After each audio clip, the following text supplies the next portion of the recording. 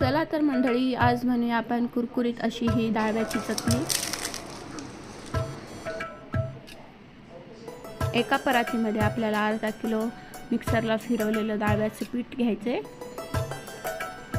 त्यात 1 वाटी तांदळाचं पीठ, 1 वाटी ज्वारीचं पीठ, 1 वाटी गव्हाचं पीठ, हे पीठ मिक्स करून घ्यायचे तिन्ही पण। त्यात ओवा, जिरे पीठ, धना पावडर, चवीनुसार मीठ, लाल तिखट, चिमूटभर हळद, तीळ घालायचे भरपूर प्रमाणात आणि हे मिश्रण आपल्याला मिक्स करून घ्यायचे। एका मिक्सरच्या भांड्यात लसूण, कोथिंबीर, थोडंसं पाणी घालून आपल्याला मिक्सर फिरून घ्यायचं आहे। हे मिश्रण तयार झालेलं चाळणीला चाळून आपल्याला पिठात टाकायचे आणि पीठ आपल्याला कालवून घ्यायचे।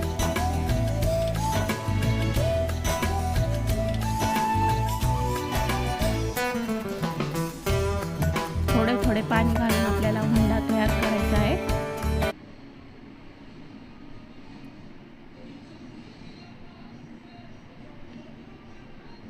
बघू शकता, अशा प्रकारे आपल्याला गोळा तयार करून घ्यायचा आहे। तर तयार आहे आपलं पीठ मळलेलं। आपण हे एका चकलीच्या पात्रामध्ये टाकून घेऊ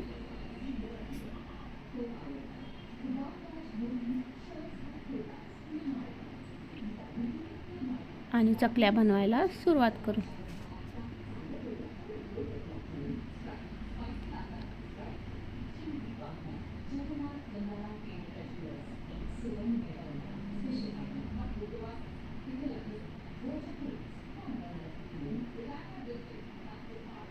आपलं तेल गरम झालेलं आहे, त्यात आपण चकल्या टाकू।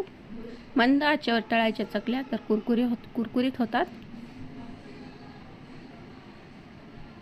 बघू शकता, आपल्या चकल्या तळून झालेल्या आहेत। त्याला आपण काढून घेऊ।